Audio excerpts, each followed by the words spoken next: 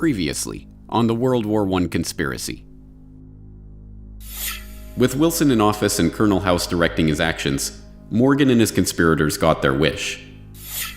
But his propaganda for re-election was, he kept us out of war. Here was a man, vote for Wilson, he kept us out of war. And it was for the right of Americans to go into the war zone on such vessels that we finally went to war. All along the Western Front, the Allies rejoiced. The Yanks were coming. House, the Milner Group, the Pilgrims, the Wall Street financiers, and all of those who had worked so diligently for so many years to bring Uncle Sam into war had got their wish. And before the war was over, millions more casualties would pile up. Carnage the likes of which the world had never seen before had been fully unleashed.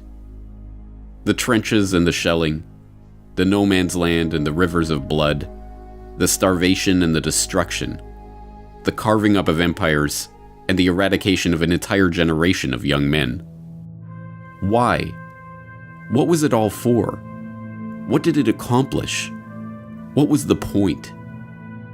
To this day, over 100 years later, we still look back on the horrors of that great war with confusion. For so long we have been told non-answers about incompetent generals and ignorant politicians. It's the senselessness of war the teachers of this fraudulent and partial history have told us with a shrug. But, now that the players who worked to set the stage for this carnage have been unmasked, these questions can finally be answered. And now the conclusion of the World War I conspiracy.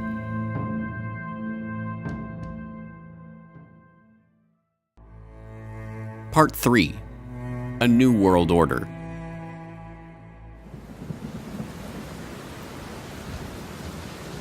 February 21st, 1916.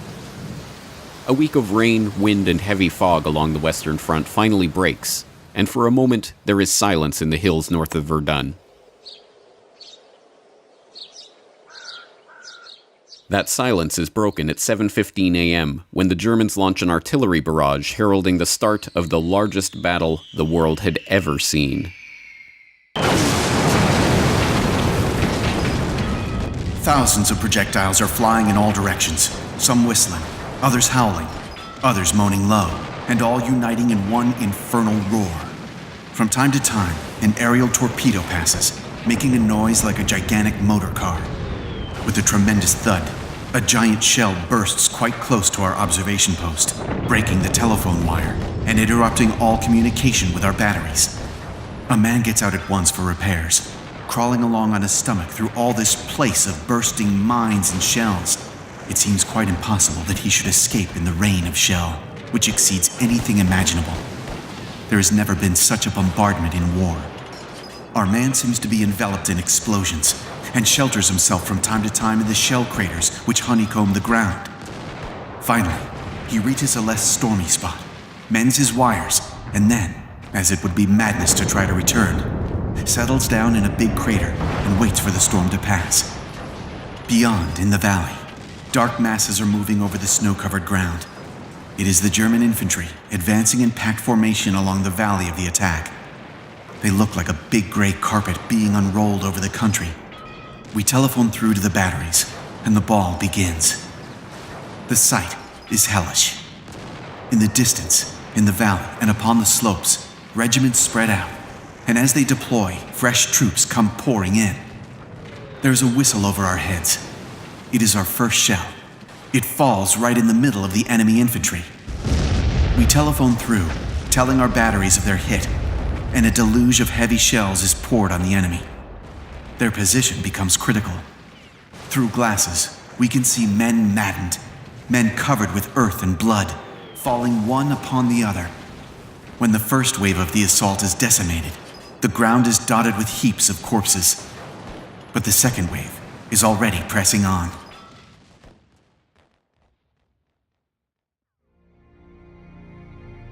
This anonymous French staff officer's account of the artillery offensive that opened the Battle of Verdun, recounting the scene as an heroic French communications officer repairs the telephone line to the French artillery batteries, allowing for a counterstrike against the first wave of German infantry, brings a human dimension to a conflict that is beyond human comprehension. The opening salvo of that artillery barrage alone, involving 1,400 guns of all sizes, dropped a staggering 2.5 million shells on a 10-kilometer front near Verdun in northeastern France over 5 days of nearly uninterrupted carnage, turning an otherwise sleepy countryside into an apocalyptic nightmare of shell holes, craters, torn-out trees, and ruined villages. By the time the battle finished 10 months later, 1 million casualties lay in its wake. 1 million stories of routine bravery like that of the French communications officer. And Verdun was far from the only sign that the stately, sanitized version of 19th century warfare was a thing of the past. Similar carnage played out at the Somme, and Gallipoli, and Vimy Ridge, and Galicia, and 100 other battlefields. Time and again, the generals threw their men into meat grinders, and time and again, the dead bodies lay strewn on the other side of that slaughter. But how did such bloodshed happen? For what purpose? What did the First World War mean? The simplest explanation is that the mechanization of 20th century armies had changed the logic of warfare itself. In this reading of history, the horrors of World War I were the result of the logic dictated by the technology with which it was fought. It was the logic of the siege guns that bombarded the enemy from over 100 kilometers away. It was the logic of the poison gas, spearheaded by Bayer and their School for Chemical Warfare in Leverkusen. It was the logic of the tank, the airplane, the machine gun, and all of the other mechanized implements of destruction that made mass slaughter a mundane fact of warfare. But this is only a partial answer. More than just technology was at play in this Great War, and military strategy and million-casualty battles were not the only ways that World War I had changed the world forever. Like that unimaginable artillery assault at Verdun, the First World War tore apart all the verities of the old world, leaving a smoldering wasteland in its wake. A wasteland that could be reshaped into a new world order. For the would-be engineers of society, war, with all of its attendant horrors, was the easiest way to demolish the old traditions and beliefs that lay between them and their goals. This was recognized early on by Cecil Rhodes and his original clique of co-conspirators. As we have seen, it was less than 1 decade after the founding of Cecil Rhodes' society to achieve the peace of the world that vision was amended to include war in South Africa, and then amended again to include embroiling the British Empire in a world war. Many others became willing participants in that conspiracy because they too could profit from the destruction and the bloodshed. And the easiest way to understand this idea is at its most literal level: profit. War is a racket. It always has been. It is possibly the oldest, easily the most profitable, surely the most vicious. It is the only one international in scope. It is the only one in which the profits are reckoned in dollars and the losses in lives. A racket is best described, I believe, as something that is not what it seems to be to the majority of the people. Only a small inside group knows what it is about. It is conducted for the benefit of the very few at the expense of the very many. Out of war, a few people make huge fortunes. In the World War, a mere handful garnered the profits of the conflict. At least 21,000 new millionaires and billionaires were made in the United States during the World War. That many admitted their huge blood gains on their income tax returns. How many other war millionaires falsified their tax returns? No one knows. How many of these war millionaires shouldered a rifle? How many of them dug a trench? How many of them knew what it meant to go hungry in a rat-infested dugout? How many of them spent sleepless, frightened nights ducking shells and shrapnel and machine gun bullets? How many of them parried a bayonet thrust or an enemy? How many of them were wounded, were killed in battle? As the most decorated Marine in the history of the United States at the time of his death, Smedley Butler knew of what he spoke. Having seen the minting of those tens of thousands of new millionaires and billionaires out of the blood of his fellow soldiers, his famous rallying cry, "War is a racket," has resonated with the public since he first began, in his own memorable words, trying to educate the soldiers out of the sucker class. Indeed, the war profiteering on Wall Street started even before America joined the war. Although, As JP Morgan partner Thomas Lamont noted, at the outbreak of the war in Europe, American citizens were urged to remain neutral in action, in word, and even in thought. Our firm had never for one moment been neutral. We didn't know how to be. From the very start, we did everything we could to contribute to the cause of the Allies. Whatever the personal allegiances that may have motivated the bank's directors, this was a policy that was to yield dividends for the Morgan Bank that even the greediest of bankers could scarcely have dreamed of before the war began. John Pierpont Morgan himself died in 1913, before the passage of the Federal Reserve Act he had stewarded into existence, and before the outbreak of war in Europe. But the House of Morgan stood strong, with the Morgan Bank under the helm of his son, John Pierpont Morgan Jr., maintaining its position as preeminent financier in America. The young Morgan moved quickly to leverage his family's connections with the London banking community, and the Morgan Bank signed its first commercial agreement with the British Army Council in January 1915, just 4 months into the war. That initial contract, a $12 million purchase of horses for the British war effort to be brokered in the US by the House of Morgan, was only the beginning. By the end of the war, the Morgan Bank had brokered $3 billion in transactions for the British military, equal to almost half of all American supplies sold to the Allies in the entire war. Similar arrangements with the French, Russian, Italian, and Canadian governments saw the bank broker billions more in supplies for the Allied war effort. But this game of war financing was not without its risks. If the Allied powers were to lose the war, the Morgan Bank and the other major Wall Street banks would lose the interest on all of the credit they had extended to them. By 1917, the situation was dire. The British government's overdraft with Morgan stood at over $400 million, and it was not clear that they would even win the war, let alone be in a position to repay all their debts when the fighting was over. In April 1917, just 8 days after the US declared war on Germany, Congress passed the War Loan Act extending $1 billion in credit to the Allies. The first payment of $200 million went to the British, and the entire amount was immediately handed over to Morgan as partial payment on their debt to the bank. When, a few days later, $100 million was parceled out to the French government, it too was promptly returned to the Morgan coffers. But the debts continued to mount, and throughout 1917 and 1918, the US Treasury, aided by the Pilgrim Society member and avowed Anglophile Benjamin Strong, president of the newly created Federal Reserve, quietly paid off the Allied powers' war debts to JP Morgan. What I think is interesting is also the bankers' viewpoint here.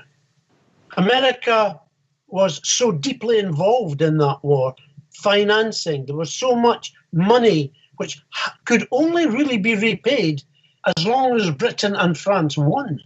That had they lost, the loss on the American financial, the stock exchange, the stock market, Wall Street, your great industrial giants would have been horrendous.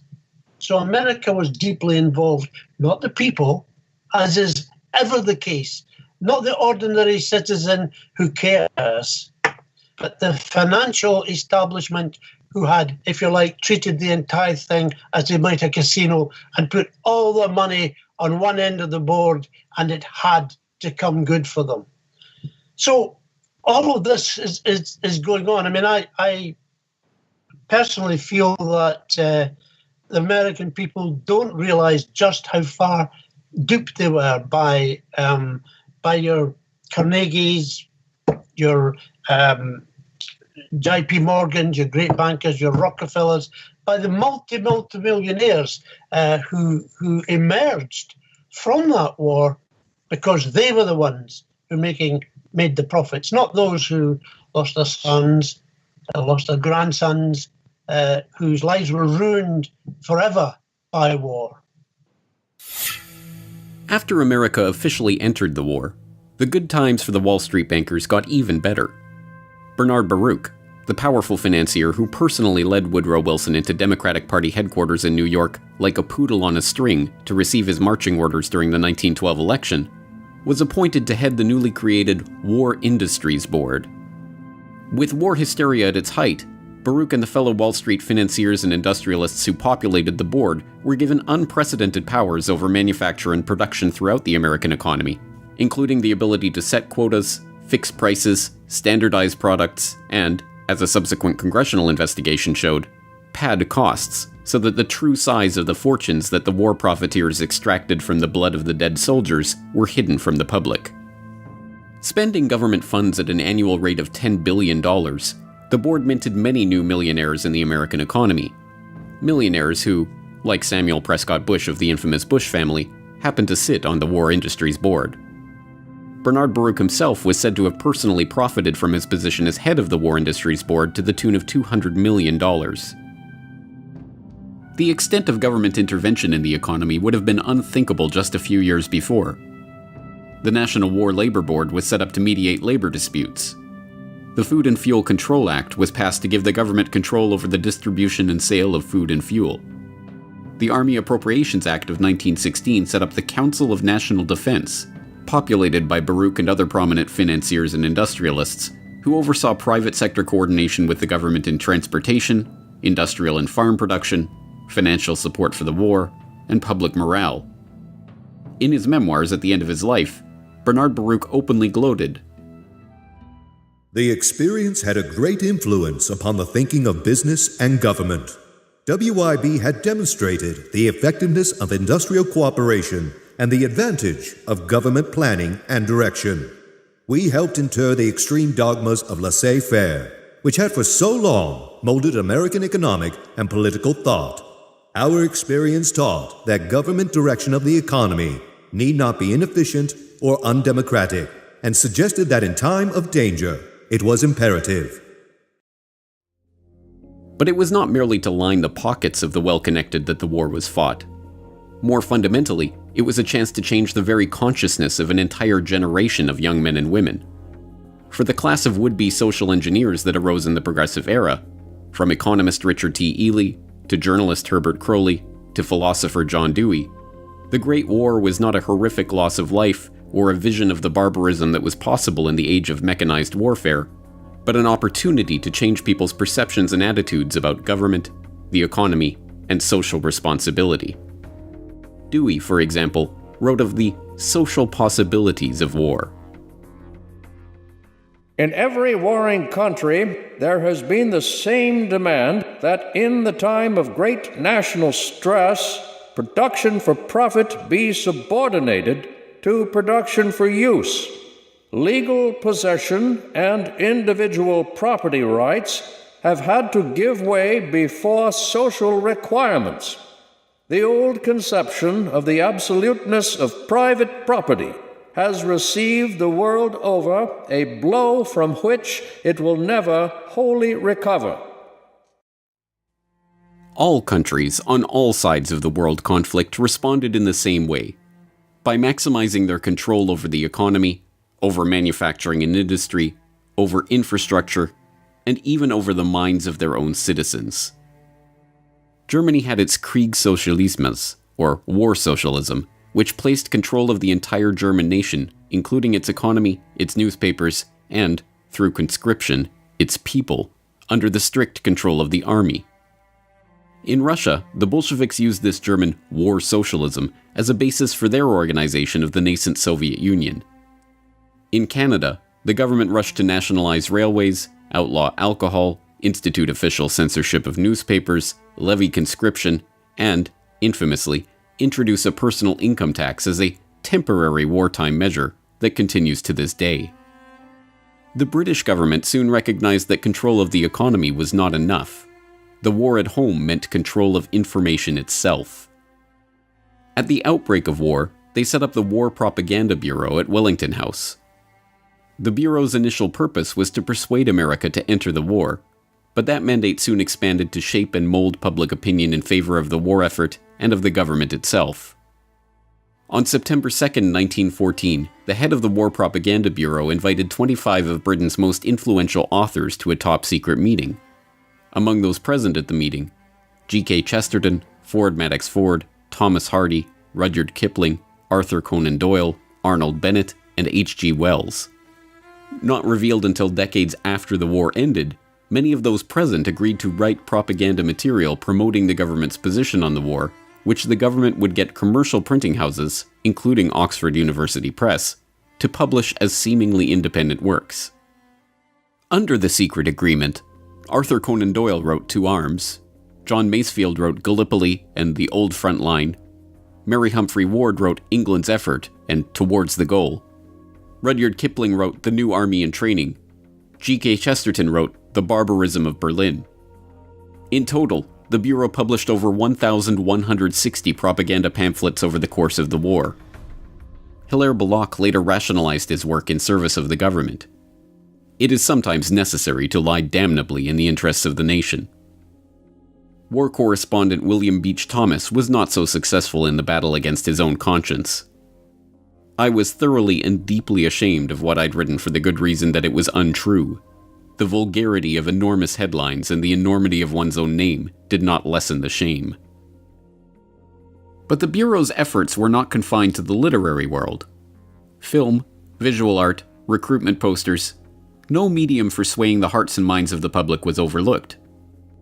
By 1918, the government's efforts to shape perception of the war, now officially centralized under a Minister of Information, Lord Beaverbrook, was the most finely tuned purveyor of propaganda the world had yet seen. Even foreign propaganda, like the infamous Uncle Sam that went beyond a recruitment poster to become a staple of American government iconography, was based on a British propaganda poster featuring Lord Kitchener. Control of the economy. Control of populations. Control of territory. Control of information.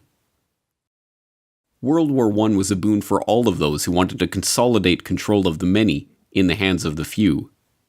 This was the vision that united all those participants in the conspiracies that led to the war itself.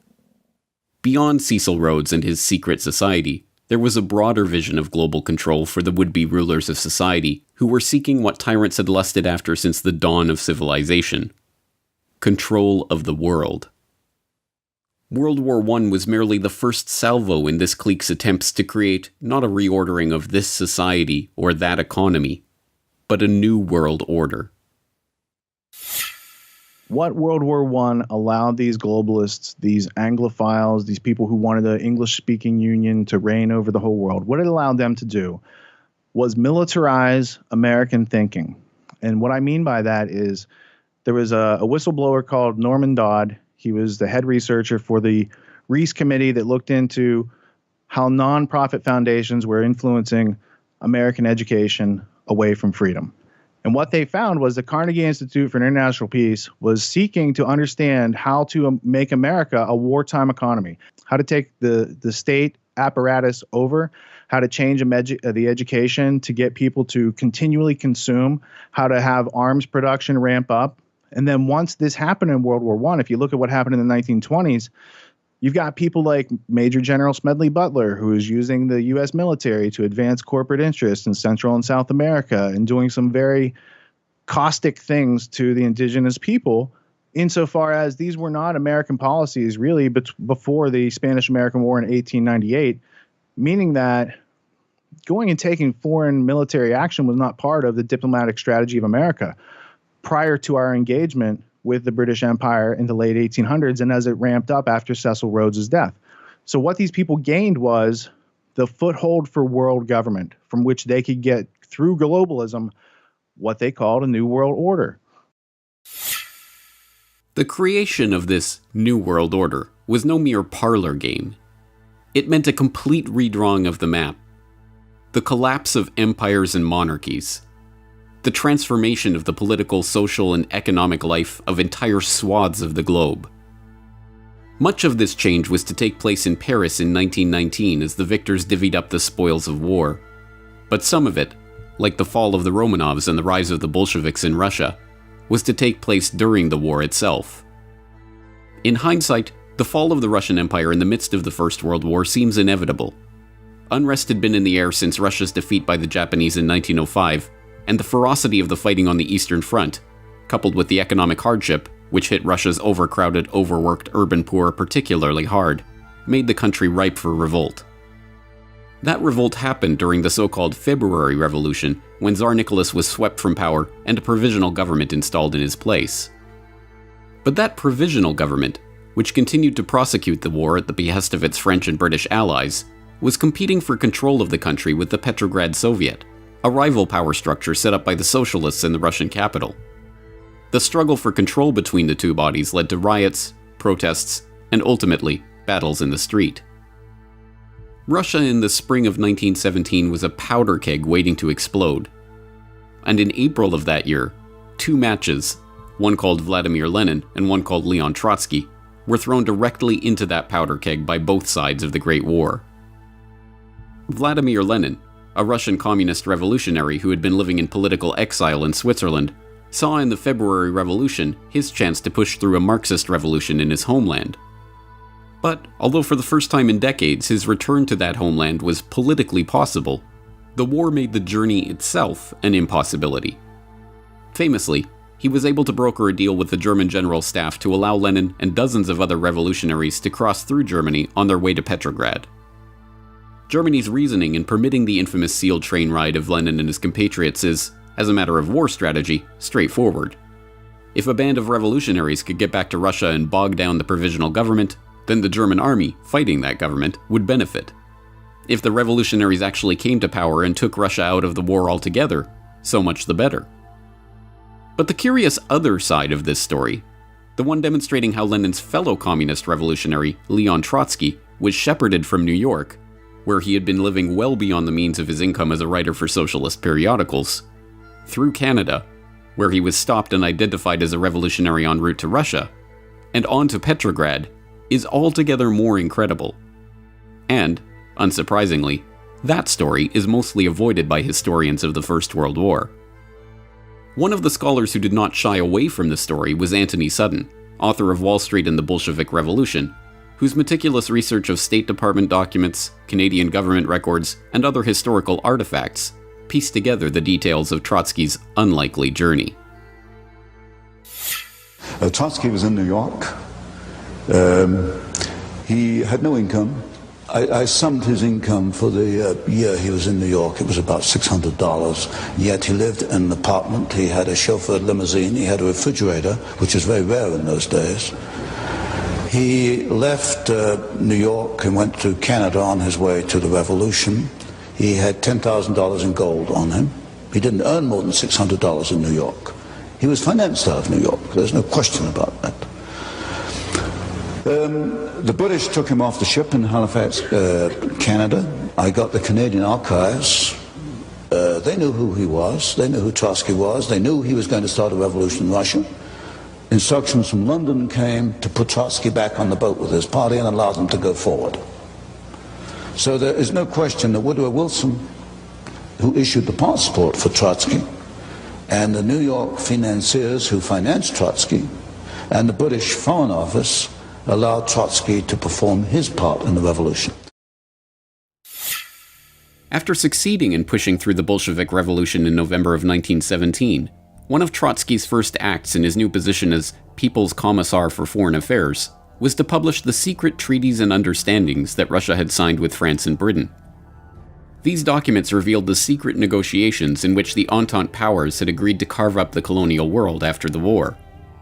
The stash of documents included agreements on the partition of Asiatic Turkey, creating the modern Middle East out of the remnants of the Ottoman Empire, the treaty with Italy, promising conquered territory to the Italian government in exchange for their military aid in the campaign against Austria-Hungary, a treaty redrawing the frontiers of Germany, promising France its long-held wish of reacquiring Alsace-Lorraine and recognizing Russia's complete liberty in establishing her western frontiers, diplomatic documents relating to Japan's own territorial aspirations, and a host of other treaties, agreements, and negotiations. One of these agreements, the Sykes-Picot Agreement between Britain and France, which was signed in May 1916, has grown in infamy over the decades. The agreement divided modern-day Turkey, Jordan, Iraq, Syria, and Lebanon among the Triple Entente, and although the revelation of the agreement caused much embarrassment for the British and the French and forced them to publicly back away from the Sykes-Picot map, served as the basis for some of the arbitrary lines on the map of the modern-day Middle East, including the border between Syria and Iraq. In recent years, ISIS has claimed that part of their mission is to put the final nail in the coffin of the Sykes-Picot conspiracy. Other territorial conspiracies, like the Balfour Declaration, signed by Arthur Balfour, then acting as Foreign Secretary for the British government, and addressed to Lord Walter Rothschild, one of the co-conspirators in Cecil Rhodes' original secret society, are less well known today. The Balfour Declaration also played an important role in shaping the modern world by announcing British support for the establishment of a Jewish homeland in Palestine, which was not under British mandate at the time.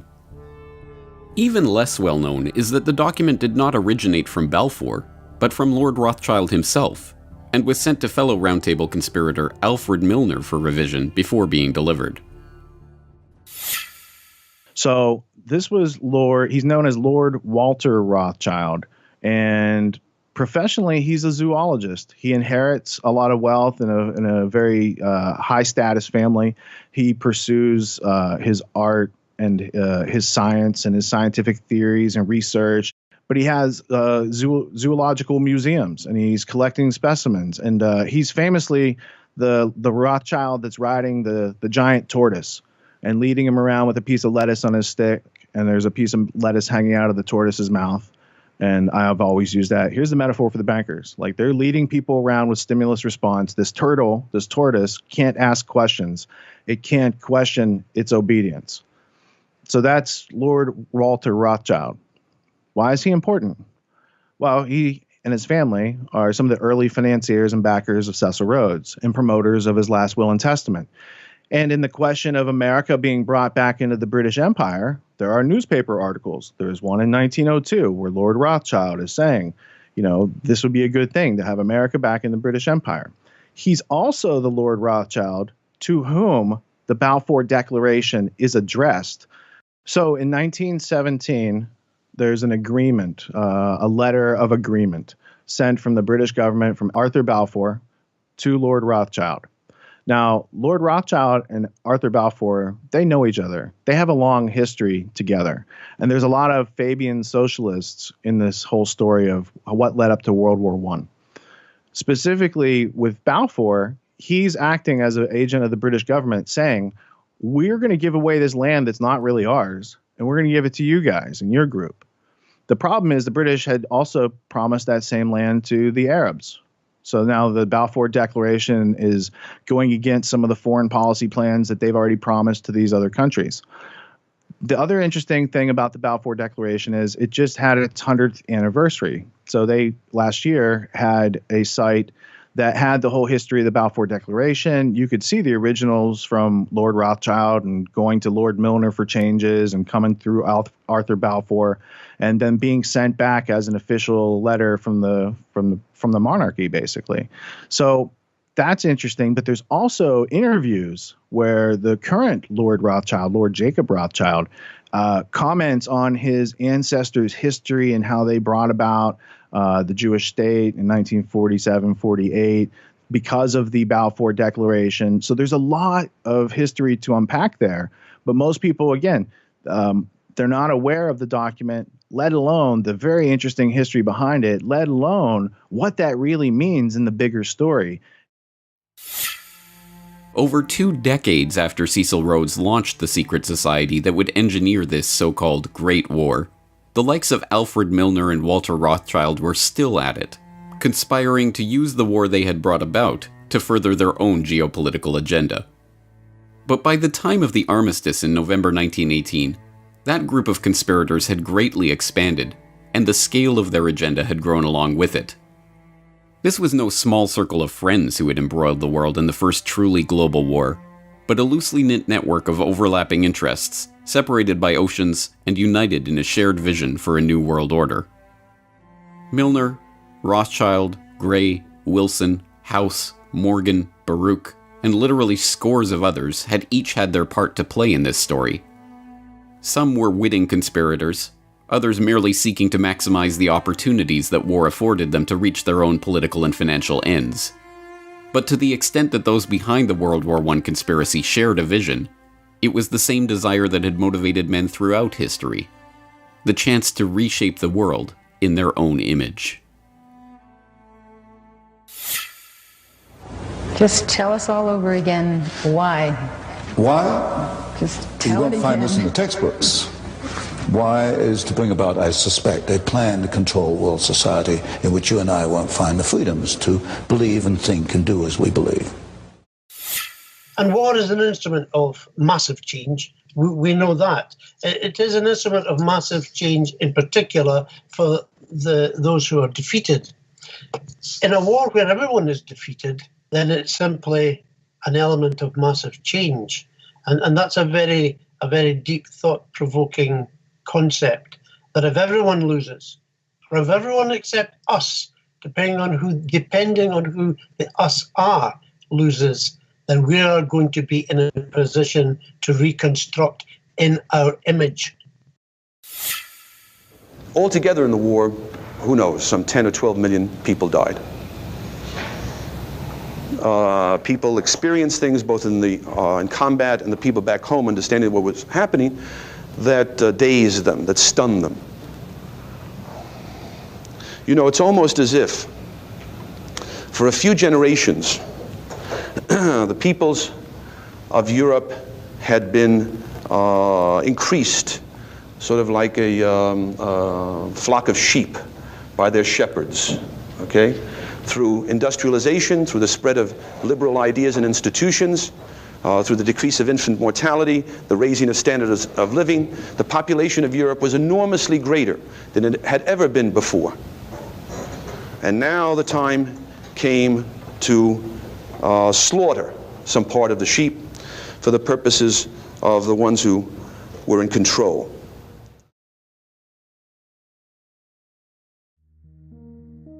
For the ones in control, World War I had been the birth pangs of a new world order.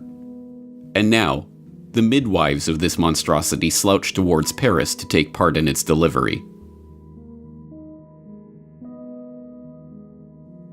The end of the beginning. All over the world, on November 11th, 1918, people were celebrating, dancing in the streets, drinking champagne, hailing the armistice that meant the end of the war.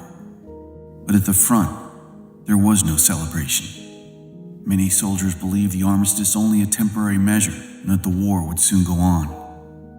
As night came, the quietness, unearthly in its penetration, began to eat into their souls. The men sat around log fires, the first they'd ever had at the front. They were trying to reassure themselves that there were no enemy batteries spying on them from the next hill, and no German bombing planes approaching to blast them out of existence. They talked in low tones. They were nervous. After the long months of intense strain, of keying themselves up to the daily mortal danger, of thinking always in terms of war and the enemy, the abrupt release from it all was physical and psychological agony. Some suffered a total nervous collapse. Some, of a steadier temperament, began to hope that they would someday return to home in the embrace of loved ones. Some could think only of the crude little crosses that marked the graves of their comrades. Some fell into an exhausted sleep.